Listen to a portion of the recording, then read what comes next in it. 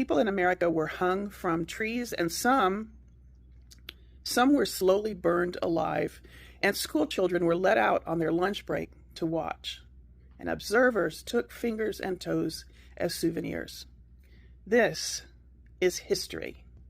This is not Black history. This is not white history. It is American history. It is our history. Now, white people, you and I do not need to feel responsible for what happened, even if our direct ancestors did it. That is their responsibility, and they are dead. We cannot make amends for what they did. Most of them wouldn't want us to anyway. We do not need to apologize for their behavior. They did it. But let me ask you this. How do you feel when someone hides the truth from you because they think you'll cause problems if you find out? What if I told you that stories like these were kept from you as a white person so that you wouldn't get emotional, so that you wouldn't cause trouble? Your Black neighbors already know these stories. If they weren't told in their own schools, they heard it from their parents or their grandparents or their neighbors. You weren't told because they wanted to keep you quiet. How does that make you feel? We are not responsible for what all those dead people did. We should be disgusted, but we're not responsible for it. What we should be furious about is that the truth was edited out of our history books to make us too comfortable to object to what was done, especially in our white schools that were supposed to be so much better. They didn't teach us the truth about racism in America because they didn't want us to do anything about it. They didn't want us to protest or vote for change, because while plenty of white people are racist as hell, the people in power knew that some of us would ask too many questions and make too much noise. So they fed us the lie that slavery ended with the Civil War, that reparations were handled, that the civil rights movement tied it all up with a pretty bow. They told us not to worry our pretty little heads about it. And then they said that today's Black people are just ungrateful. Look at all this great country has given them, and this is how they repay us? We are not responsible for what anyone did 60 years ago. But America, we are responsible for making sure everyone knows what the fuck they did. We are responsible for telling the truth. White people have the right to be pissed off when the facts call for it. Shielding us from the facts so that we don't get upset should make us furious. I am pissed off. You can be pissed off too. You deserve the truth, the whole truth, nothing but the truth. One share shows you care and refuse to be lied to. Please comment if you'd be interested in subscribing to a blog I'm forming to talk about all of this. Hello guys, welcome once again to the channel. I hope wherever you're watching, you're having a great time. Many times you've always talked about how American history has always been whitewashed. You've also heard that there are certain aspects of history that they have always forbidden from being taught in schools. And this is much of what Black history is. And in today's video, we're going to focus on this because there are a lot of things that are currently being revealed about how Black people are subjected to some of the worst challenges that have ever existed. In today's video, this is our topic because I came across a clip where a lady was talking about how America is the only country where we have Black Awareness Month, Black colleges, and Black associated things, yet we still talk about America being a racist country. This white lady got a lot of reactions, and that is what has informed the video that we're playing today. There is a lot of history that has always been hidden, and there are a lot of history that really depicts how Black people were challenged and were subjected to horror throughout their stay during the slavery period. I want you to take a listen to some of the clips that I've compiled for you here about the Black history. Then I shall come back in the end to share my thoughts. Let's watch. The power of Black American history is beautifully unique. Now, I've been to 26 states and 30 HBCUs in the last 9 months, and I have walked through New York, New Jersey, Pennsylvania, West Virginia, Ohio, Indiana, Illinois, and I'm almost to St. Louis in the last 2 months. And all along the way, I have shared my story, my testimony, that I'm walking across the country, and I get people to ask me, why am I doing it? And then I tell them, because I'm creating conversation awareness about historically Black colleges and universities, and I want to share these amazing stories of Black history along the way. You know, I'll bring up how Black America saved Cadillac, how Black America saved Pepsi, that probably arguably the most famous Harley Davidson in the world, the Easy Rider bike, was designed by 2 Black American men who never got credit for it in the movie. Or I'll point to their cell phone and tell them how it's a paperweight without the brilliance of Jesse Eugene Russell, a Tennessee State University graduate who gave us digital wireless networks for AT&T. Or I'll bring up the GPS on the phone because the math that made it so precise is thanks to Dr. Gladys West, a Virginia State University alumna. And then, you know, I'll bring up 3D, how Dr. Valerie Thomas from Morgan State is the one who was able to decipher satellite imagery into 3D, which created the technology. But it's the people's reaction to these stories. The more bombs I drop, the bigger their eyes get. And I watch their faces, I read their expressions. It's almost like light bulbs go off in their brain. You can see this when you're telling them these stories. And I just began to notice that people unite over the telling of these stories. Now, I know I'm a pretty good storyteller, but I'd be useless and worthless without great stories to tell. And so it just occurred to me that everybody I've encountered that I tell these stories to, I get the same reaction. Even people I know that are racist, which is crazy, isn't it? I just thought you should know. Have a great day. Before Black Wall Street, before Harlem's Renaissance, there was a self-contained black town with its own banks, its own schools, its own electric company, a place where black excellence wasn't a dream, it was the law, and you probably never heard of it. This is Boley, Oklahoma, one of the most historically significant all-black towns in America, founded in 1903 when segregation and Jim Crow ruled the South. At the center was a man named T.M. Haynes, a black attorney and visionary who helped build a safe haven on land once worked by enslaved people. They faced threats from the racist system, from the government, from a world that refused to see black freedom as legal, let alone normal, but they kept building. By 1911, Boley had its own railroad station, its own newspapers, even the first black-owned national bank chartered in the U.S. 4,000 black residents lived free, educated, and employed in a town they ran. But Boley was left out of history books. Why? Because America couldn't handle that level of black success. They didn't burn it down like Tulsa, they just buried the story. T.M. Haynes died without the world knowing what he built, but his dream did not die. Boley still stands, and every black town, every black-owned business today walks in its legacy. Say his name, say the town, share the story of Boley. The Negro is still languishing in the corners of American society and finds himself in exile in his own land. Now, have you ever wondered what that passage meant from Martin Luther King's I Have a Dream speech? I did, and what I found was one of the biggest secrets that's not really a secret at all, except to many African Americans, is they are not descended from Africans. I know, I was shocked too, so much so that I asked Africans, and they agreed African Americans weren't Africans. If you don't believe me, Google Arnaldus Montanus America and see the people he saw in 1671. Read books like The Black American Handbook for Survival through the 21st Century by Radine Amin-Ra, What Every African American Should Know by Carrie Davis, and Africans and Native Americans by Jack Forbes.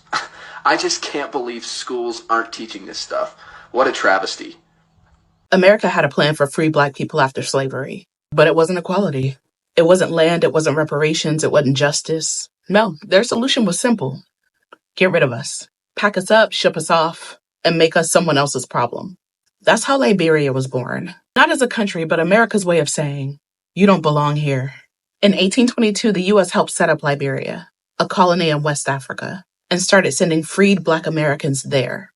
They called it repatriation. But let's be real, how do you return to a place that you've never been? Our ancestors have been stolen from all over Africa centuries earlier, and now America wanted to pretend like it was doing us a favor by dumping us back? Some black families went hoping for a better life. Others, they were pressured, lied to, or given no real choice. And once they got there, it was a setup from the start. The black Americans who moved there were called American Liberians, and they were put in charge. They built a society modeled after the U.S., but instead of breaking the cycle of oppression, they repeated it. The indigenous Africans who had lived there for generations, They were treated like outsiders in their own land. But of course, America didn't care what happened next. They just wanted us gone. And when Liberia's deep divisions led to instability, war, and chaos, the U.S. walked away like it had nothing to do with it. Liberia was never about giving us a home. It was about making sure that we truly never had one. And that's the thing about this country. It spent centuries trying to figure out where Black people belong, while never once asking us. But here's what they never understood. Home isn't about something that they give us. It's something that we build for ourselves. And no matter where we are, no matter what they take, we always will. Only the strong survive. They would breed our women and force them to have C-sections without fucking anesthesia. And the breeding farms, y'all, they didn't go away after slavery was abolished. It still happened. If you look into the father of gynecology, that man literally said Black people don't experience pain. Therefore, he would not give the women any anesthesia to give birth, even when it came down to having a fucking C-section, bro. And as somebody who had a C-section and almost died, this shit just brought me to tears. Women were forced to be sleeping with over 100 men in one day. 100 men. And if they weren't to get pregnant, they would get beat. They would get literally limbs removed. They would be tortured. And this happened to men too. Breeding farms, you guys. Breeding farms. When I say The Handmaid's Tale, it started with us. This book, Black AF History, this is the stuff they don't teach you in schools. This is the stuff they don't tell you about in schools because this is America unwhitewashed. One Black slave was forced to breed over 200 children. One white slave owner had over 600 children by slaves. 600.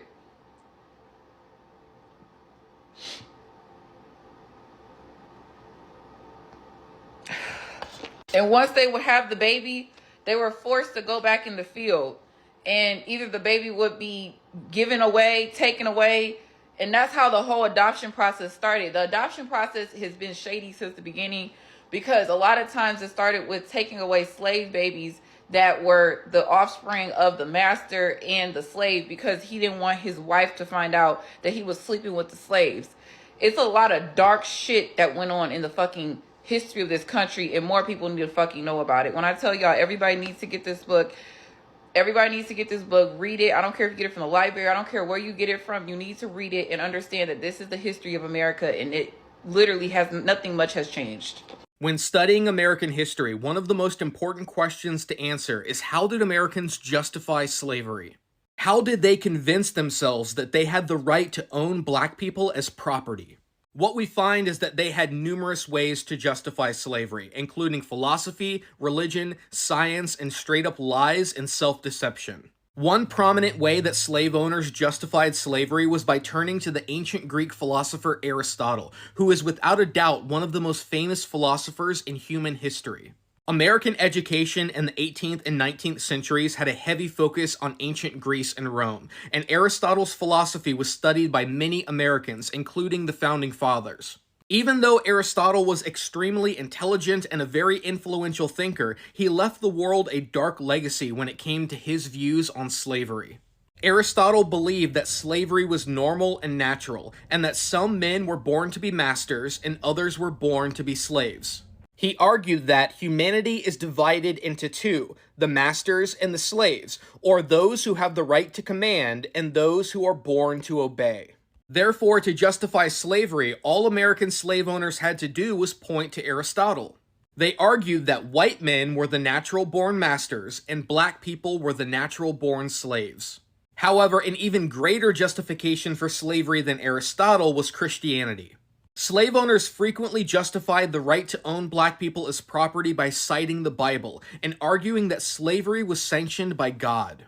As Samuel F.B. Morse put it, slavery per se is not a sin. It is a social construction ordained from the beginning of the world for the wisest purposes, benevolent and disciplinary by divine wisdom.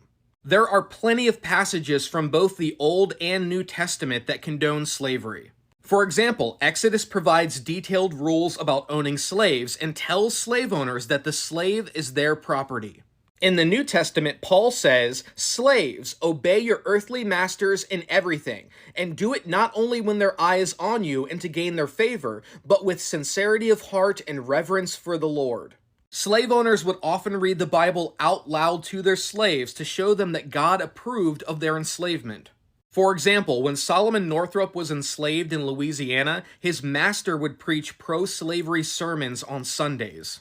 His favorite part of the Bible was Luke chapter 12, verse 47, which states, "The servant who knows the master's will and does not get ready, or does not do what the master wants, will be beaten with many blows."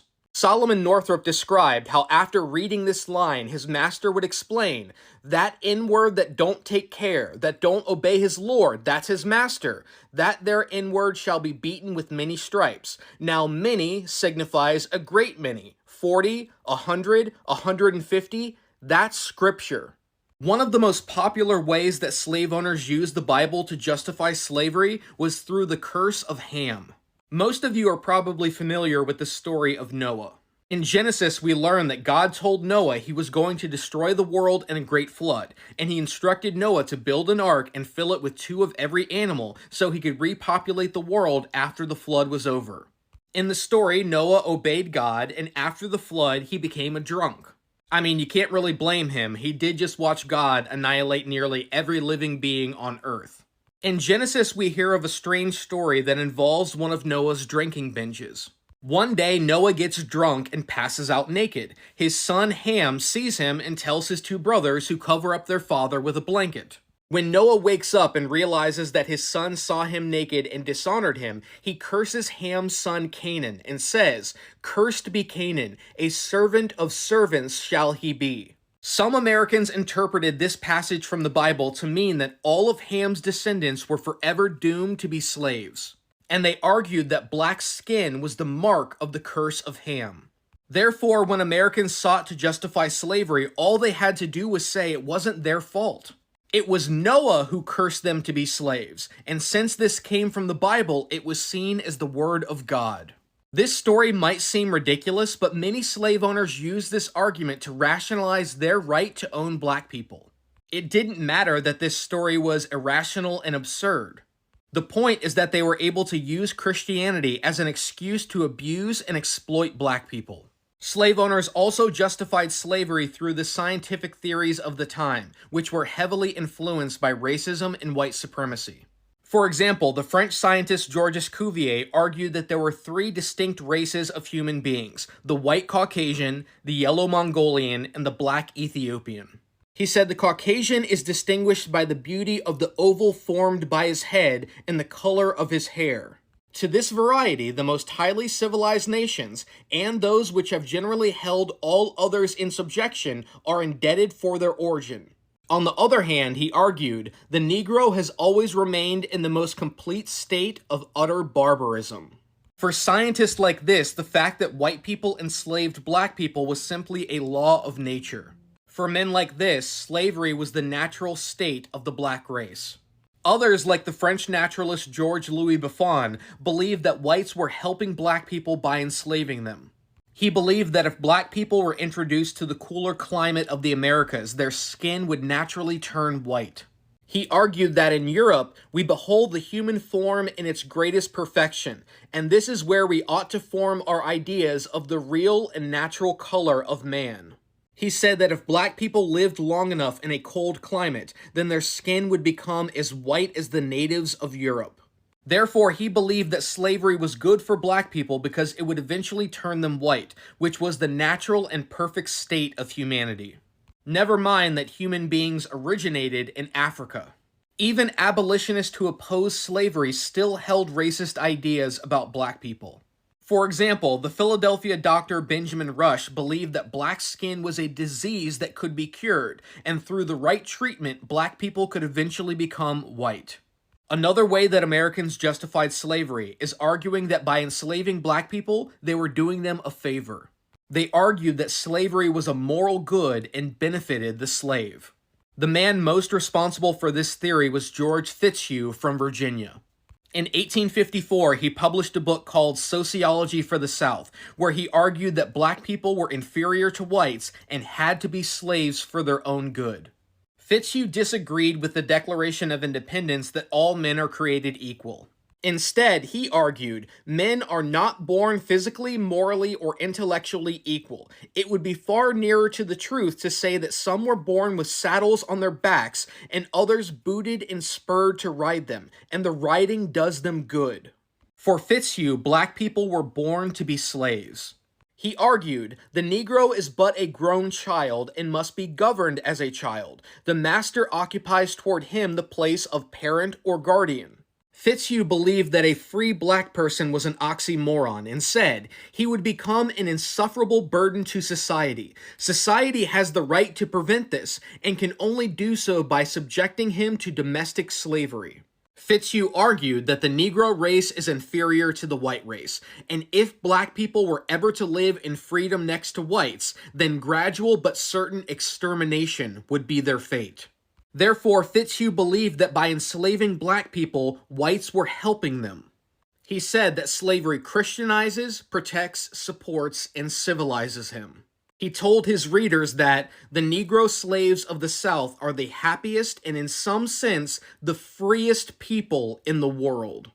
Clearly, Americans had no deficit of justifications for why they had the right to own black people as slaves. However, all of these justifications were meant to do one thing: hide the fact that the real reason why white people enslaved black people is because of greed, profit, and power. Slavery was an economic system that produced extreme wealth, and white supremacy was the ideological justification that upheld it. The reason why white people came up with so many justifications for slavery is because in their heart they knew that it was wrong. They knew that they had no right to exploit and brutalize black people, so they constantly had to reassure themselves and ease their conscience. They had to constantly defend and justify a system that was clearly evil. They had to find some way to sleep at night. Black babies were used as alligator bait. Yes, that happened in America, and it's way worse than you think. But it doesn't stop there. They turned black bodies into leather, shoes, handbags, belts. It's the history that they don't want you to know. For years, black babies were used as alligator bait. It wasn't just a random act. It was part of a systemic dehumanization. They made films, postcards, and even letter openers featuring this horrific act. But it didn't stop with alligator bait. Black bodies were turned into luxury goods, all made from the skin of African Americans. And the worst part is that it was normalized, was accepted, and it still impacts us today. How does it feel to know that black bodies were used to create luxury goods, turned into items for people to wear, sit on, or even use as accessories? This is the truth that they tried to erase. Black AF History brings it all to light. Are you brave enough to know what they've been hiding? Right now, Black AF History is 35% off. Don't wait. Grab your copy and learn the history that they didn't want us to know before it sells out. Plus, you can save an extra 20% off orders over $59. I grabbed 3 of these books, I saved $12, and I got free shipping. But hurry, because this offer ends July 7th. Don't miss out. This is the truth that they tried to bury. Don't let them win. The reason Black history is so important, it is because if you don't know where you're coming from, you don't know where you're going. But a lot of people don't know what that means. Let me tell you something. The only reason we know, we can compare what's happening right now, and I'm talking about, let's say politically, to Nazi Germany, is because we know history. But the reason that we don't compare it to Jim Crow instead of Nazi Germany is because of displacement of history. See, Nazi Germany got their techniques from America. Let me say it again. From America. It was not done in a vacuum because America got their techniques from King Leopold. A lot of their techniques, actually, from Belgium. And if we're being honest, Great Britain and Russia. And I refuse to allow us to forget about Spain.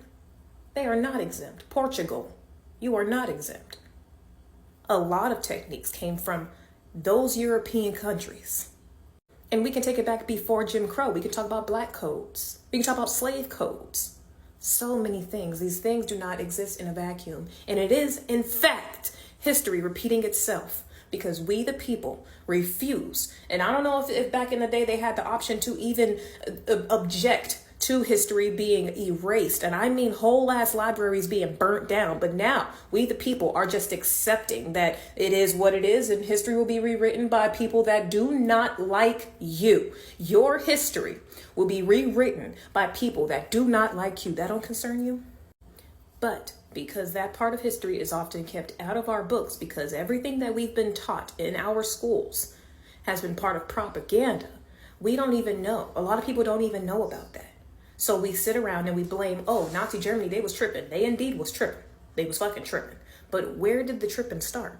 Because it wasn't even with America, who got their techniques from Belgium, who got their techniques from Russia, who got their techniques from Britain. So if we're being honest, the importance of history is beyond the sayings that you don't know the meanings to. If it means anything to you coming from my lips, if you don't know where you're coming from, you risk living in a reality that is all too reminiscent of something that put your very people under suppression, oppression, and bullshit.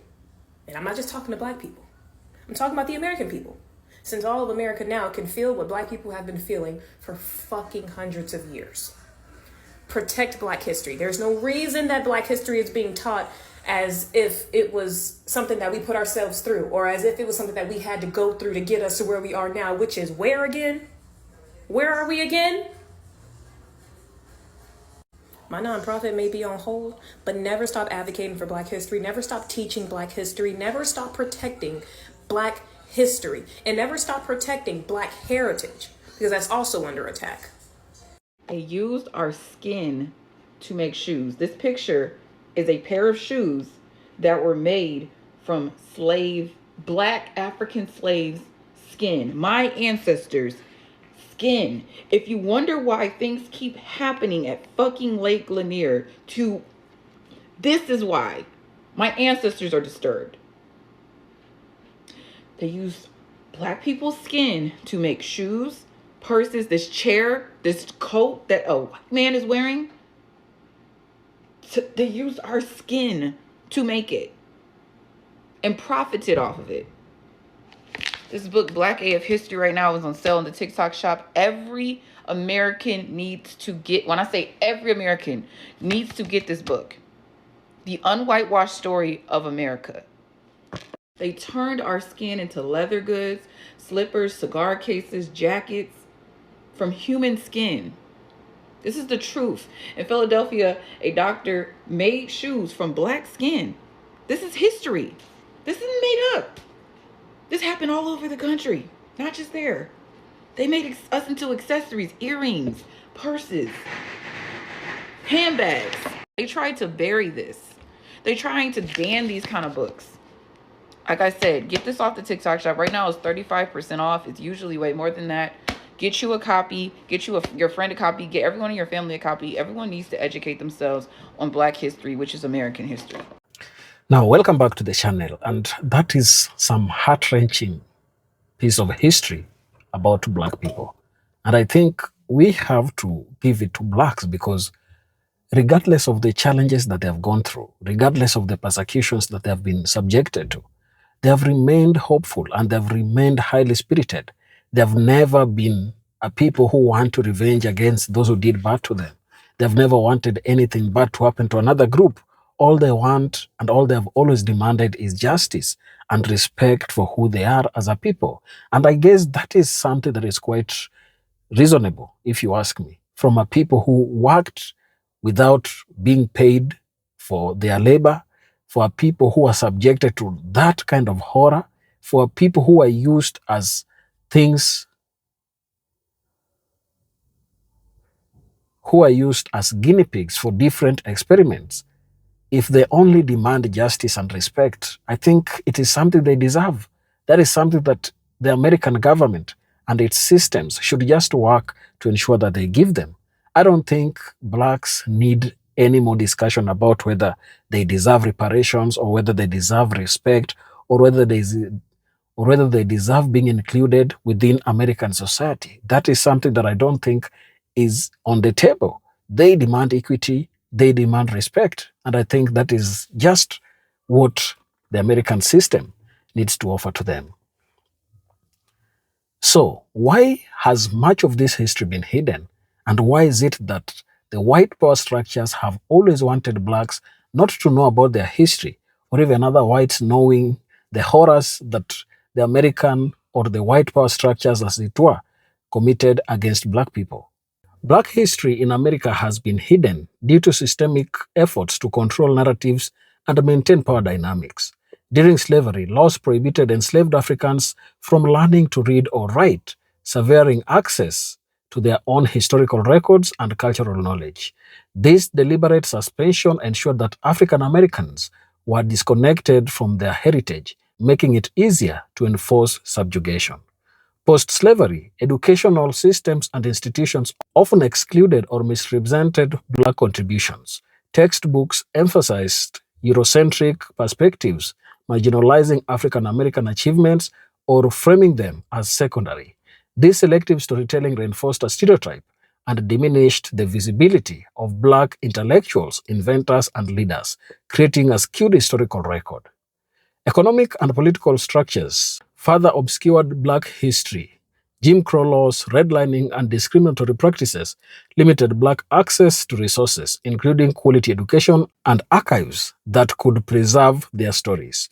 Meanwhile, mainstream media often ignored or vilified black narratives, prioritizing whitewashed versions of history that upheld existing power structures.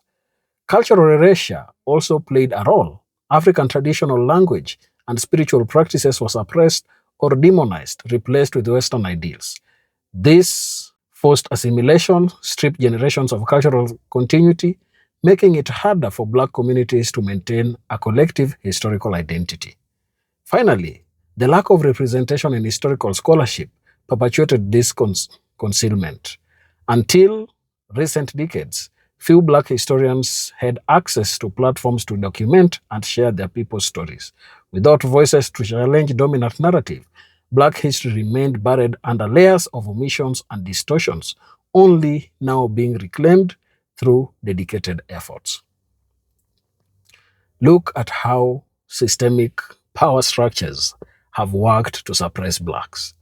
They have denied them what is rightfully theirs.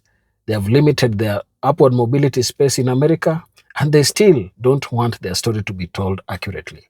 I think when we talk about Black History Month, when we talk about Black Awareness Month, or some things that are always instituted to make black people remember their heritage, we should just give it to them. Because remember, during slavery, even thinking about where you came from, even thinking about Africa was something that was not allowed. Talking about yourself, you're stripped of your name and given a new name. You didn't know your culture, you didn't know your tribe. And that really denied most black people many of the things that they needed to know. So blacks are not just having anything working for them in America. It's not like they are being favored. It is what is deserved. It is the bare minimum of something that they can be given to appreciate their existence.